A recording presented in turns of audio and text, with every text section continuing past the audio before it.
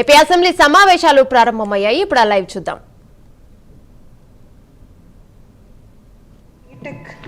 ఇడుపుల్పాయలో and తిరిగి second, third and fourth year BTech courses మళ్ళీ తిరిగి ఒంగోలులో చదువుతారు అధ్యక్ష. అలా ఏర్పాటు చేయడం జరిగింది అధ్యక్ష.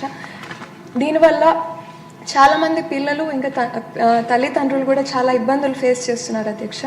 అదేవిధంగా BTech chemical engineering and material sciences అధ్యక్ష. ఈ కోర్స్ చదివే పిల్లలు ఒంగోలు క్యాంపస్ పిల్లలు కూడా ఇడుపుల్పాయలో చదువుతారు అధ్యక్ష.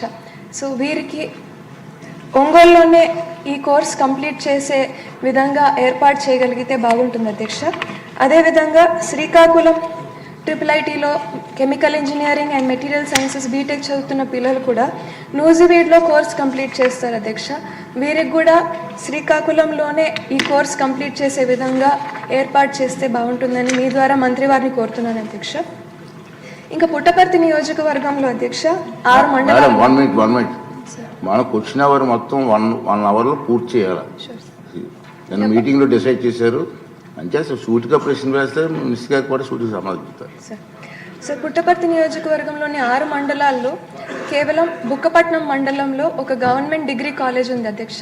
2018 సంవత్సరంలో గౌరవ ముఖ్యమంత్రి వర్యులు నారా చంద్రబాబు నాయుడు గారు దీనికి 3 crores అమౌంట్ శాంక్షన్ చేసి ఇచ్చారు అధ్యక్ష.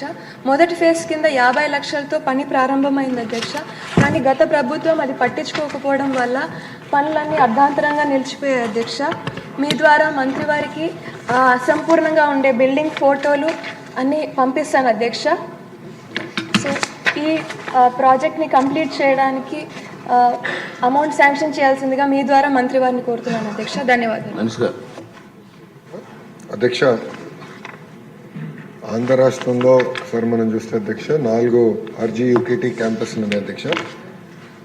ఇప్పుడే సుందరారెడ్డి గారు చెప్పినట్లు ఇప్పుడు నూజివీడ్ క్యాంపస్లో కూడా ఇంకొన్ని పర్మనెంట్ ఫెసిలిటీస్ పూర్తి చేసడానికి 60 కోట్లు ఖర్చు అవుతుంది అధ్యక్ష.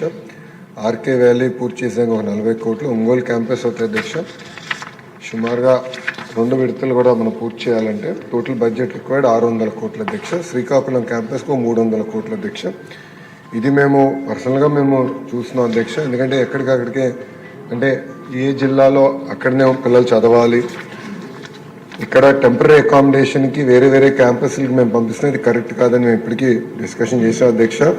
మరో ఆర్థిక శాఖ మార్చులతో కూడా మేము మాట్లాడాము. కేంద్ర ప్రభుత్వం కొత్త స్కీమ్ కూడా శాస్కి స్కీమ్ తీసుకొచ్చింది అధ్యక్ష. ఆ స్కీమ్ ద్వారా ఈ క్యాంపస్ కన్స్ట్రక్షన్ అంతా దాంట్లోకి DPRs తయారు చేసి ఆ స్కీమ్ ద్వారా కూడా డబ్బులు తీసుకోవాలని మంత్రి గారు కూడా మాకు ఆదేశాలు జారీ చేస్తాం జరిగింది అధ్యక్ష. సో మేము దాని కింద ఏ క్యాంపస్లో అయితే పిల్లలు చదువుతున్నారో అదే క్యాంపస్లో ఆ కోర్స్ మొదలుపెట్టి పూర్తి చేసే బాధ్యత మేము తీసుకొస్తాం అధ్యక్ష. సో దానికి కావాల్సిన నిధులు కేటాయించి ఆ పనులను కూడా పూర్తి చేస్తాం అధ్యక్ష. ఇప్పుడే మేడం గారు అడిగారు పుట్టపర్తిలో కూడా క్యాంపస్ ఏర్పాటు చేస్తే బాగుంటుందని మేడం గారు కోరారు అధ్యక్ష. అది మేము సెపరేట్గా డిస్కస్ చేసి గౌరవ ముఖ్యమంత్రి గారి దృష్టికి తీసుకెళ్తాం. క్వశ్చన్ నెంబర్ 1166 అండి, బొత్తుల బలరామకృష్ణ గారు. అధ్యక్ష, మొదటి ప్రశ్నకి సమాధానం లేదండి, రెండో ప్రశ్నకి సమాధానం లేదండి, మూడో ప్రశ్నకి సమాధానం ఈ ప్రశ్న ఉత్పన్నం కాదు. ఎమ్మెల్యే గారు. అధ్యక్ష ధన్యవాదాలు అధ్యక్ష. ఇక్కడ మనకి నన్నయ్య యూనివర్సిటీ అనేది చాలా ప్రెస్టీజియస్ యూనివర్సిటీ అధ్యక్ష. 400 పైగా ఎఫిలేటెడ్ కాలేజెస్ ఉన్న ఏకైక యూనివర్సిటీ అధ్యక్ష. అక్కడ ఏదైతే మనకి ఈ కళాశాలలు ఎఫిలేటెడ్ కళాశాలలు ఉన్నాయో దానికి ఏ విధమైన ఇన్ఫ్రాస్ట్రక్చర్ లేకుండా, కావలసినటువంటి సిబ్బంది కూడా లేకుండా వాళ్ళందరికీ కూడా ముడుపులు తీసుకుని అక్కడ వాళ్ళ పర్మిషన్ ఇచ్చినట్లుగా చాలా కంప్లైంట్లు ఉన్నాయి అధ్యక్ష. గత ప్రభుత్వ హయాంలో అయితే మితిమీరినటువంటి అక్రమాలు కూడా జరిగినాయి అధ్యక్ష. అక్కడ ఏ విధమైన ఇన్ఫ్రాస్ట్రక్చర్ ఉండదు, అధ్యాపకులు ఉండరు. ఒకే అధ్యాపకుడు 5-6 కాలేజీల్లో కూడా వర్క్ చేస్తున్నట్టుగా కూడా చూపించి వాళ్ళ పర్మిషన్ ఇస్తారు అధ్యక్ష. అందులో యూనివర్సిటీ అధికారులు కూడా కుమ్మక్కయ్యే ఇంత అన్యాయాన్ని పెద్ద ఎత్తున విద్యార్థులందరికీ కూడా అన్యాయం చేస్తున్నారు అధ్యక్ష. మన మంత్రి గారు ఏదైతే అన్ని ప్రక్షాళన చేస్తూ విద్యా వ్యవస్థలో కూడా అద్భుతమైన పెనుమార్పులు తీసుకొస్తూ ఉన్న సమయంలో కూడా ఇప్పుడు ప్రస్తుతం కూడా ఇదే అక్రమాలు జరగడం చాలా దారుణమైన పరిస్థితి దారితీస్తుంది అధ్యక్ష. అంతేకాకుండా అక్కడ చూస్తే ఏ విధమైన ఇన్ఫ్రాస్ట్రక్చర్ ఉండదు అధ్యక్ష. ఒక్క పర్మిషన్ ఇవ్వడానికి చెక్ చేయడానికి వెళ్ళిన అధికారులకు మాత్రం అప్పుడు టెంపరీ బోర్డులో ఏదో సినిమా సెట్టింగ్లా చేసి పర్మిషన్ తీసుకుని ఆ తర్వాత మొత్తం క్లోజ్ చేసి వెళ్ళిపోతారు అధ్యక్ష. యూనివర్సిటీ అధికారులు కూడా అందులో కుమ్మక్కాయ చేయడం అనేది చాలా దారుణం అధ్యక్ష. అంతేకాకుండా ఎగ్జిక్యూటివ్ కౌన్సిల్ అనేది కూడా ప్రతి 3 ఏళ్లకు ఒకసారి మారుతుంది అధ్యక్ష. కానీ వైసీపీ ప్రభుత్వ హయాంలో వాళ్ళు నియమించారు. మాజీ శాసనసభ్యుడు మామగారు ఒక్కడ అధ్యక్ష, అందులో ఒక మంత్రి గారు అనుచరుడు ఒక్కడ అధ్యక్ష. వీళ్ళందరూ కలిసి యూనివర్సిటీ అధికారులు అదేవిధంగా ఈసీ మెంబర్లు కలిసి పెద్ద పెద్ద స్కాములు చేస్తున్నారు అధ్యక్ష.